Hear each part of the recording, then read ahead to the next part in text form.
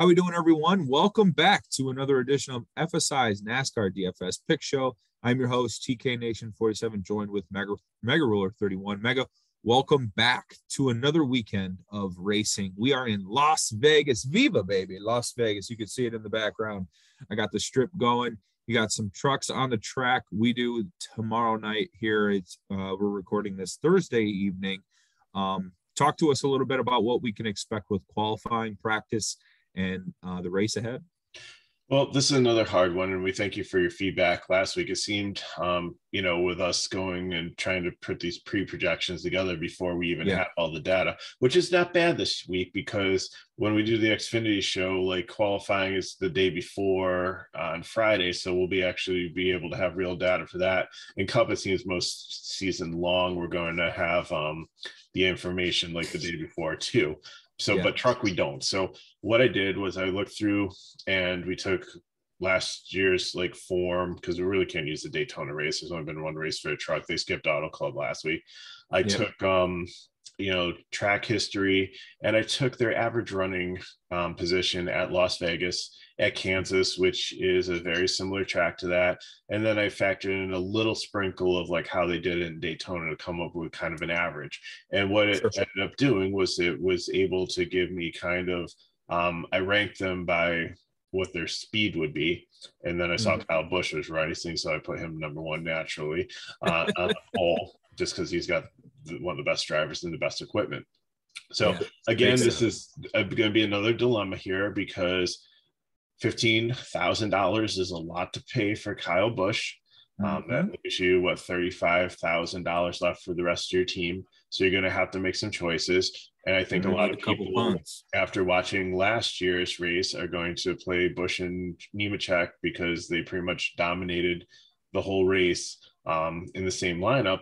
So what we're here to do, again, we don't have the accurate data, so you can't go by this. Don't look at the projections. Don't, think that this is accurate information to build your lineups on, because we have not had qualifying yet. So as soon as we do have qualifying, if you join FSI Fantasy DFS, we will post what the post qualifying sheet is. We will update play types, give you ownership. We don't do percentages. We pretty much try to figure out baseline. Right, baseline. So we do chalk, high, medium, low, just to kind of let you know there, because I don't think you're going to sit there and split hairs between a 24% guy and a 25% guy, or 4% guy and a 3.7% guy. So again, what we're going to do is we're going to just by looking through track history and pricing and stuff, lay out some plays that we think, and again, this could completely flip upside down, because if you have one of these higher price guys, let's say Zane Smith, who's 10-2, gets a flat tire in qualifying and ends up qualifying no, we're going to lose one truck here, so they're only 36 going to qualify. So that could be we ran a contest last week, and we were kind of surprised. Man, nobody came close. So here we'll give you 3 chances. Name 3 drivers that you don't think will qualify for this race, and leave it in the comments below. And if you get one of them correctly, then we will pick a winner, and we'll give you a free week of NASCAR DFS. Wait. So this is going to be a 36 car field, right? Yes. Okay, we'll just name the person that doesn't qualify. Well, I'll give him a chance to name 3 of them, because we'll give him 3. You gotta. I think you gotta nail it. You gotta nail it. Yeah. Because you think about it. Actually, you never know. Yeah, that's why I said 3. We're sticking with 3. Executive decision. But anyway, so we're going to get into the picks now. If I don't show up in the next video, then I got fired. No, you're good, Mega. We can do this without you. Let's get into basically our formulated projections model, and let's talk about basically the strategy, right? We'll just kick it off with Kyle Busch and John Hunter Nemechek. A Kyle Busch race could go 2 ways. He could dominate the race and pay off the $15,000 salary. You absolutely need it. Or you run the fade and you pray John Hunter Nemechek and friends can overcome Kyle Busch and make sure that he doesn't lead laps. Is there any way we could figure out that before qualifying, or are we basically waiting to see what happens? Because I feel like he's going to qualify 1 or 2 anyway, right? Yeah, and it doesn't take him long to get to the top of the field. Right. And that's the thing. If Kyle Busch qualifies like 16th, then he probably is going to get place differential upon dominator points. And this is a track where you want to try to get points for like laps led and fastest laps, and usually the truck out front. It's not like the restrictor place tracks and on speedways where you're there and they don't like really pick up as many laps for it. So right. I believe this is 201 or 134 laps, 201 miles. So there's quite a bit of laps to get here to get dominator points. Last year, John Hunter Nemechek led 94 and Kyle Busch led 96, and they were both finished inside the top 5. I think John Hunter Nemechek came away with the win. So honestly, in that theory, unless you really nailed value, which it's hard to go back on that kind of history, it's for me, yes, there's going to be lineups with Kyle Busch and John Hunter Nemechek to try to make sure I get them guys. But I honestly, I like the prospects of going one or the other in this situation. Yeah, and I think what I'm going to do is I'm going to split my cash. I'm going to play 2 cash lines, and one's going to have Kyle Busch and the other one's going to have who can I play with a balanced line. And I've done that before, and it's been pretty profitable in these types of races. So I think we have the 2. So Todd Bodine comes in just because he has been racing forever, but but we're not sure. It's a decent truck. It's the second truck from Stuart Friesen. So the truck should be okay. It's the one like Jessica will race when they do dirt tracks and stuff. Yeah. We just don't know like what to expect out of Todd Bodine. Is he like past his prime? It's going to be 60. Yeah, he might qualify like too high. So again, it's that's all going to be based. So I think he's a GPP play. Pricing's okay with his experience and everything, but we'll see. I'm not sure about that. Yeah, Ben Rhodes, I think he's a GPP too. I just don't really see you playing him. You maybe if you way too expensive. Yeah, again, way too expensive. It all depends on what happens. But Stuart Friesen here, I think he has had some good success here.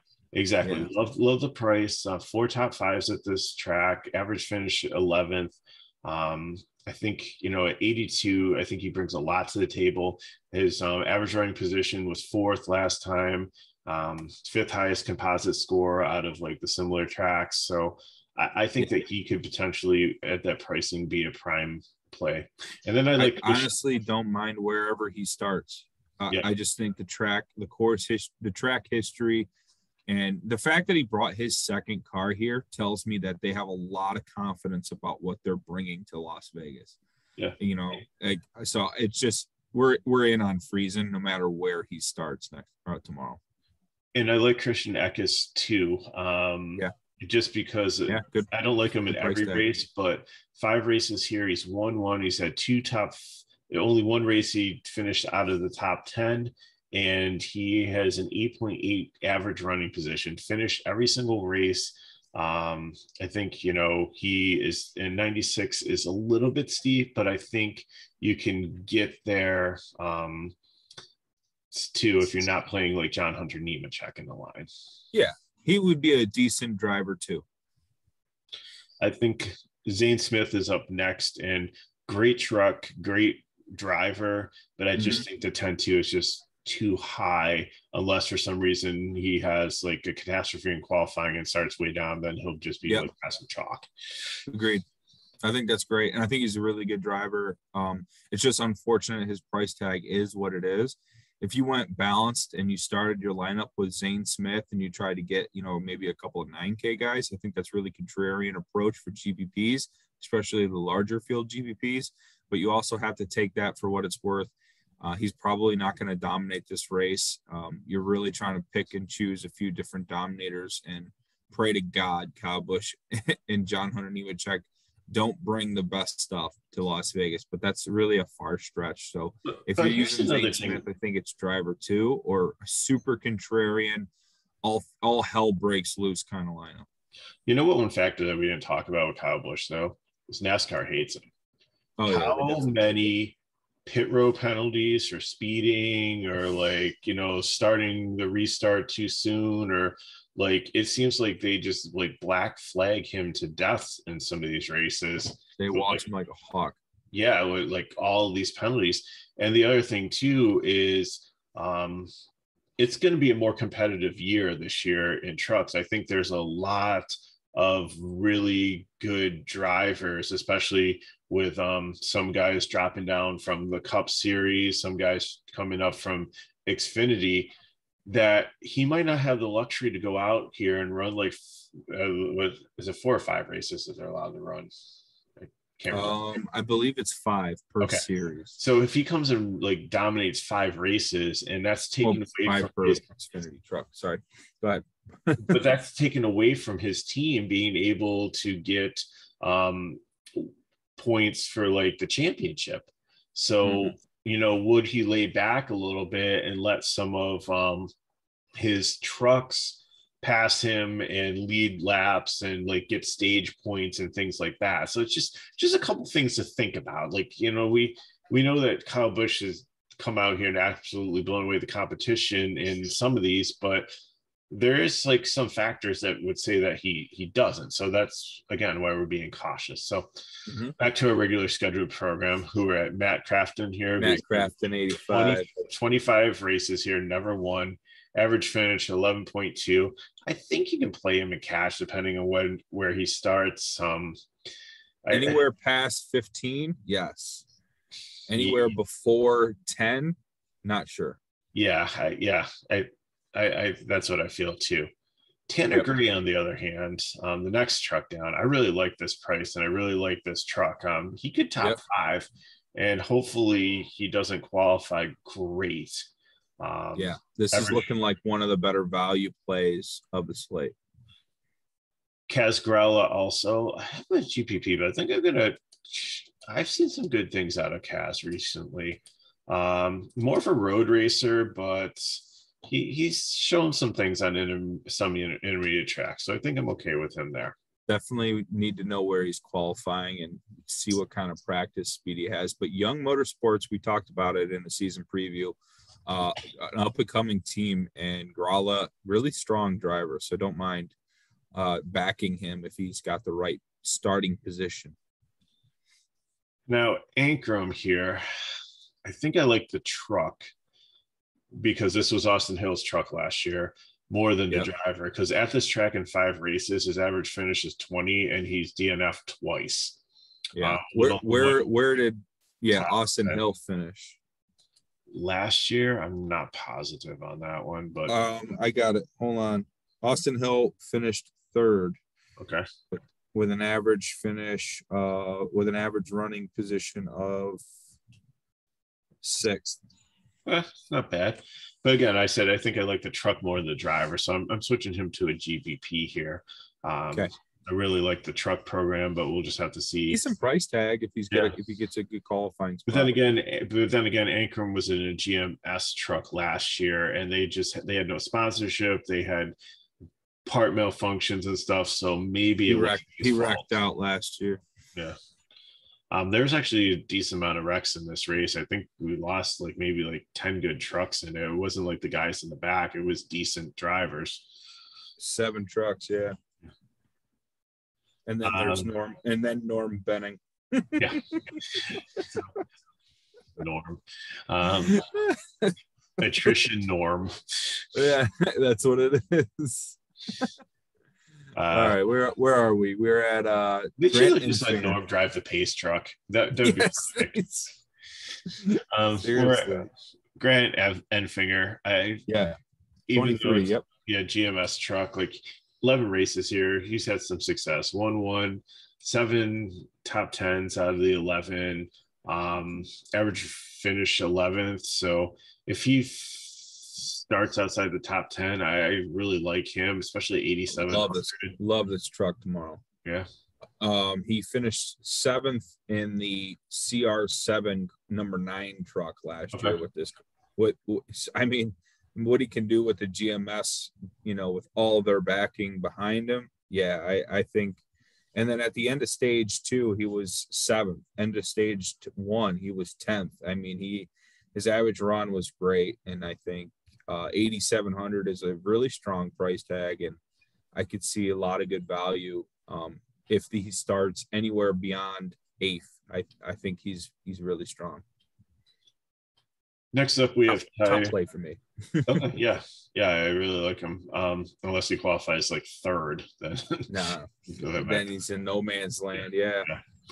Ty Majeski up in Thor Sports. I think he's decent. Only one race here. Finished 13th. Average running position 13th. So I think 92 is a little bit stiff. So we just have to see where he qualifies for that. No kidding. Yeah, 92. Not expecting to pay that much for Ty Majeski. Chandler Smith really hasn't done a lot here too. So I think he's the next guy up on a Kyle Busch truck.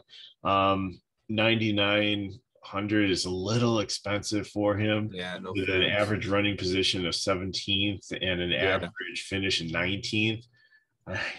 I just 19th last year. End of stage 1, he was 9th, but he might have qualified pretty well. I could see him qualifying.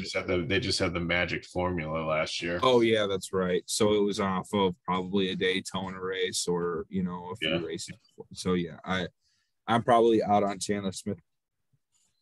Colby Howard, I'm not really interested in. Too expensive. Yeah, too expensive, and just like you're talking about a truck that unless he qualifies in the 30s, 39 or something, 36.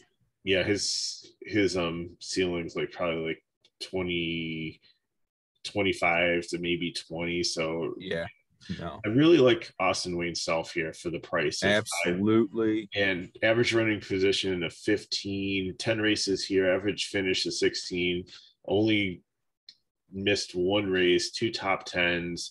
I think that, he understands this track. He's got some experience here more so than the others. Equipment is good. Give me some Austin Wayne Self at 59. Please qualify 22nd or something. Like, give me a starting spot. Like, just like I hope he's one of the car that goes out early with nothing on the track, cold brakes, nothing warmed up in the car, and he puts in like a top 25 lap. Unfortunately, they had the practice session right before this, so that's not going to happen. But all right, well, I like your thinking. Maybe a bird flies into his windshield or something. Yeah, maybe we get because I just at 5,900, the slate would be so much easier. Honestly, if he qualified 13th, I still play him there because he's one that can hold his position. Yeah. He's not going to advance, but he's not going to like fall back like an anchor. So, I mean, this could be the best value play of the slate, and that's why I've got the prime marker on it. Yep. Like this next car, DiBenedetto in the 25, Rackley War 8,900. Like, I'd rather pay $1K less for DiBenedetto than Chandler Smith. I'd rather pay, $300 less than that Ty Majeski number. So, like, yeah, I'd rather play him over Crafton. I'd rather play him over, maybe even Eckes. I think he's just all true. I don't know about Eckes, but we'll have to see because he really didn't have the speed of Daytona. This truck wasn't fast, and Matt DiBenedetto's like cup numbers at this track are not anything spectacular. Like his average running or finishes 17th, and his average running position was 11th, which is fair. So obviously he's got more talent. We'll have to see if the truck is there. So I think he's a cash play, but I definitely, if he qualifies like top 5, I think I'm out. Yeah, see Rackley. Unless he gets to pole and has a really fast. Timothy Peters finished 16th in this car last year. Yeah. So maybe the truck. Sorry, excuse me. So maybe the truck is good, and we just have to hope DiBenedetto can figure out Las Vegas from a truck perspective better than the car. Right, and again, like it all depends on where he qualifies. So yeah. So next up, we have Haley Deegan. I usually really like her, but she has, in the 2 races here, has been bad at Vegas. So nothing good here from driver so rating. Unless she qualifies 25th or worse, I don't think I'm on this one. She started 30th and finished 28th. I think that's what you're looking at, and that's not going to get it done. But she was a rookie last year, and she had no points to run on, and they did it by like owners' points, and it was a brand new team, so we really can't look at that for her starting position. Well, I know. I'm just saying, like, she didn't make any gains as far as throughout the whole race. It's just. But then again, for like 6,500, if she finishes where she starts, I mean, that's not that bad. So again, it's all going to depend on what does she look like in practice. Does the truck have some speed, and then where she qualifies. So yeah, depends on where some of these guys around her price tag qualify, because I feel like if she qualifies anywhere in the 30s, 6,500 is going to be hard to pass up, even though she's likely to only get 5 or 6 spots, but we'll see. The price tag is enticing. Next up, we have Ryan Preece in the 17, another David Gilliland car. 9,400 is pretty expensive, but Ryan Preece, a premium driver, in my opinion. So I like him anytime he is on the track. He's not going to be in your Kyle Busch lineup, but he's definitely one to put in if you're going balanced without Busch. Yeah, like if you drop down from Nemechek and you're debating between like Eckes and this car here, or this truck Preece, or maybe Di Benedetto, I could see just going like in a 20 entry max, just kind of doing a different lineup with Nemechek, favorite value plays, and then altering these guys in between. Yep. It's one way to get different variations on the field as far as multiple entries. The next up, we have Derek Kraus in the 19 at 7,700. McNally Higgleman. I had a cash on him, but I think he's okay on like the intermediate tracks, but and just don't look at the 34 here, because that was just an anomaly. But even in like 5 races, 24 average running or finish here, I think he's got potential. He's a good driver, but he's a tick too high. I'd rather, if he was 6,500, I think I'd consider him more. Yeah, I can get on board with that. Next up, we have Blaine Perkins in the 9 car. Like I mentioned earlier, this car finished the 7th with Grant Infinger. I think Infinger 10 times better driver. However, Perkins, any interest? Again, 5,400 is pretty cheap. Right, 20th or below. Yeah, anywhere 25 and back, I'm in. Yeah, so it has to be that. Yeah, I think he's still a GPP. I think he has to. Well, not cash, but GPP. Yeah, we're same page here. Yep. Next up is Jack Wood in the GMS 24. We were just getting done recording the season long. We had talked about what we don't know about Jack Wood and how he's a young driver with some inexperience. Most of the season, I don't think I'm going to play this guy, just because I don't know what to expect at each track. True. And the GMS trucks too. Like we talked about in the preview, they had 5 trucks last year. They consolidated down to 2 trucks. They actually entered a partnership with Petty and Cup, and we've seen some really good strides forward there. We'll just see, will it translate down to the truck team, but let other people like buy into the speculation early in the season. I will buy no commodities at this point. Agreed. Next up is Chase Purdy in the 61 for the Hattori Enterprises, 6,700. I'd rather play him over Jack Wood, but there's not many I would play him over. Yeah, true. 21 average finish, 2019 average running position. If he starts anywhere 20th on back and can hold his position, I think he's okay. The Hattori, I like the equipment better than the driver. I think it's the same situation as the other Hattori truck where we said we like an Ankrum. Like I think it's the same situation. Yeah. And you're really only separated by like $1,300 too. So right. but it's the second truck for Tori. So is not fielding an Xfinity team. So we think, there's more resources come down for the second truck. So we'll see. I think great situation. I'd play him, but he's still a tick too high for what I'm looking for if I'm trying to fit a bunch of studs in my lineup. Yeah. All right. Now the next stretch of guys here, I think we're going to get a lot of some solid value. First up is Lawless Allen at 5,200. No, the 45 truck, is not the greatest, but Moffitt finished 11th in it last year. Obviously, right. Moffitt 10 times better than Lawless Allen. And that was Brett Moffitt, not Thad Moffitt, who's below him. Well, Brett Moffitt, much more experienced truck racing driver. Yeah. So Lawless depends on where he starts. Thad, 5,600, super cheap. I think he's going to be quite popular too. Your thoughts? I don't know. He's Richard Petty's grandson. There's a lot of good pedigree there. He was okay in ARCA, but I don't know.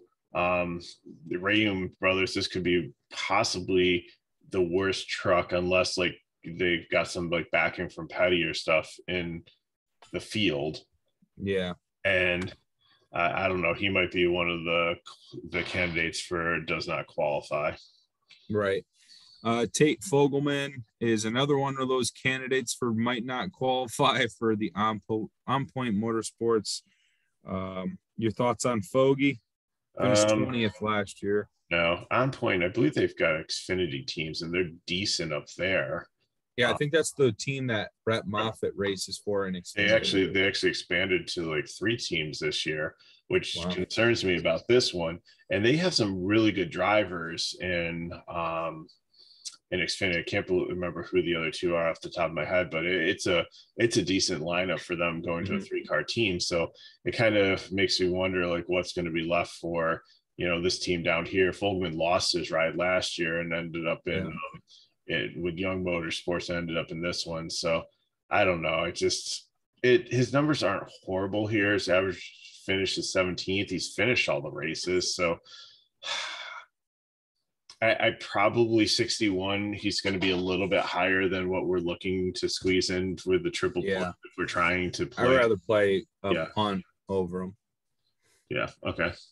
Next up, we have Carson Josevar, GPP darling for TK last year. 8,400 is a little expensive for my taste, but Josevar definitely a capable top 10 driver.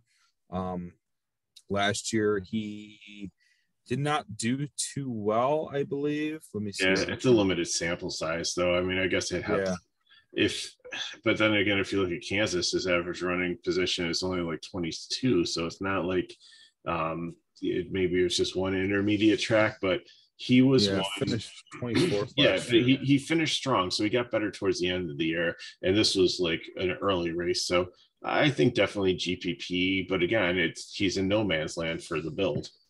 Yeah. Next up is Brett Holmes in the 32 Brett Holmes Racing. 7,400 is laughable. No thanks. Yes. Way too expensive. Yeah, not even close. Timmy Hill in the 56, Hill Motorsports 50. That's or this 5, guy's good. That's he's going to be the better.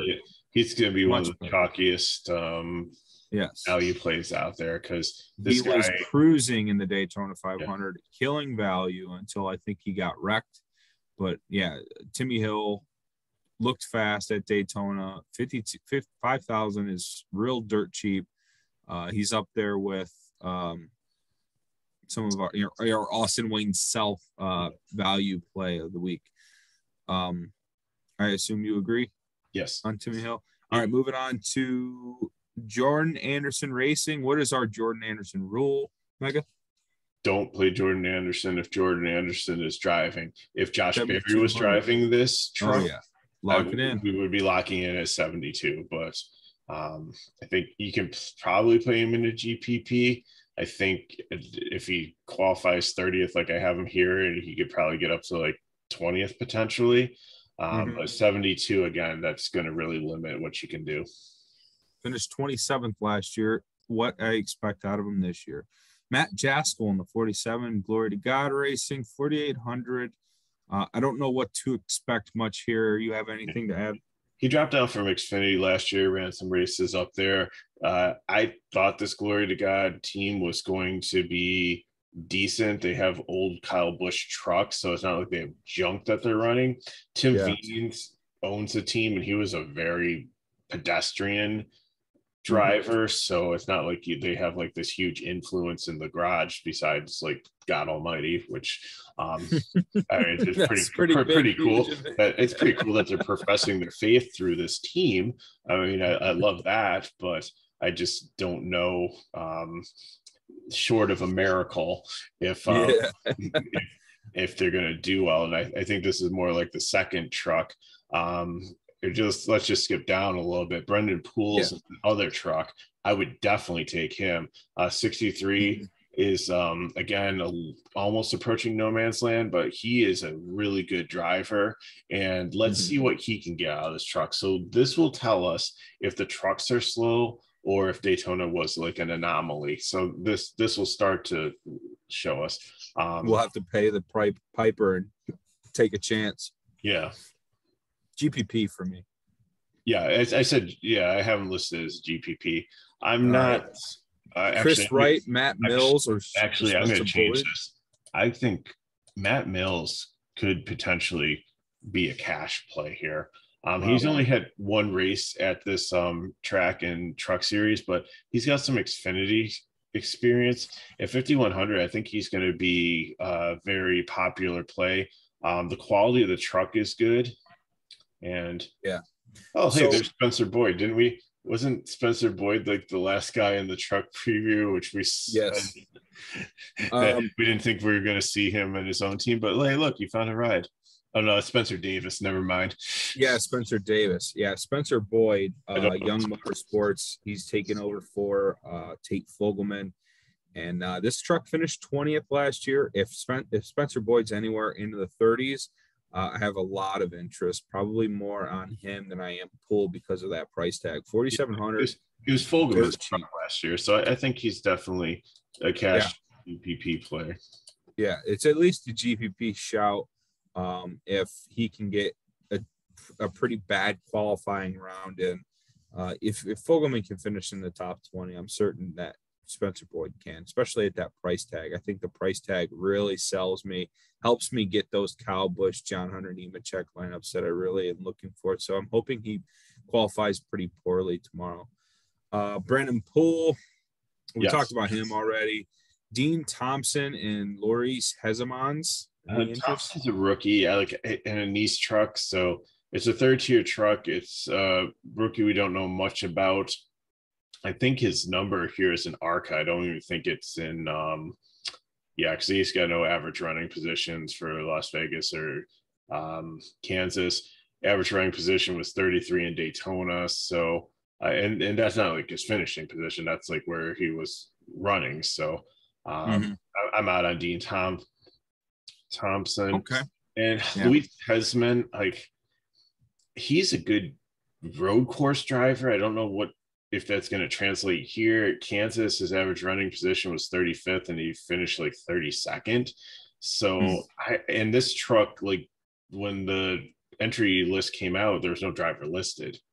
So I see nothing but bad things for this. And this might be the guy that doesn't qualify. So. All right. Yeah. All right, Mega. Well, that'll probably wrap things up for driver by driver breakdown. Anything left to add strategically about this racetrack tomorrow? No, like I said, I'm probably going to split my cash. I'm probably, after we see qualifying, I'll probably have a Kyle Busch lineup, and then I'll probably have a balanced lineup that uses Friesen and Eckes, and maybe figure out who the other higher price guy is. I don't think it's going to be John Hunter Nemechek unless he's in a really chalky position qualifying low. But what you really want to do is you want to figure out if Kyle Busch or if some of these other guys that you think are going to dominate did qualify like down somewhere in the 10s, then who like 1, 2, or 3 is going to get out there and lead the first lap. So you'll get like the first dominator out there, and then eventually you'll have the next group. There's no competition caution. There shouldn't be, because they do have practice and qualifying like right before the race, so they have a chance to check tires and stuff. They threw that in the cup races because it like turned into such a disaster. Exactly. Yeah. So, but you know, they pretty much could go straight to the end of the stage if there's no calamity here. This is one of the ones when Reese starts, I believe, like Phoenix, where they can fan out like 5 or 6 wide, and you see like a whole multiple grooves, pile of trucks. And yeah, there are multiple grooves at this track. Like when we talk about Xfinity, like last year, Josh Berry dominated just running the bottom of the track. And have like Noah Grayson and Justin Allgaier, who finished like second and third there. They were running middle or up against the wall. So there's definitely different ways to make it work. And it should be an exciting race. I mean, it's a little late for us on the East Coast starting at 9 o'clock, but you know, maybe that's a good thing because we get our whole days done and then we can just settle down in bed and watch some trucks as we. Amen to that. Amen to that. Couldn't have said it any better, Mega. I'm looking forward to the race tomorrow as well. I'm looking forward to Saturday, the Xfinity race. Guys, keep your ears and your eyeballs on the Fantasy Sports Insight YouTube channel. We have season preview shows coming out this weekend, talking about different drivers in each series for the trucks and Xfinity.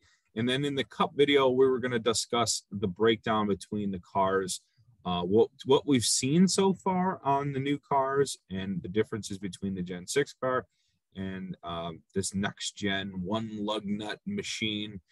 So keep your eyes and ears posted to that. And hopefully good luck to your contest tomorrow for Las Vegas. For the truck race, you can comment below with any questions you may have. Like this video. You can follow me on Twitter at TK Nation. You can follow Mega at MegaRuler31. And good luck in your contest, and see you for Xfinity. Yeah.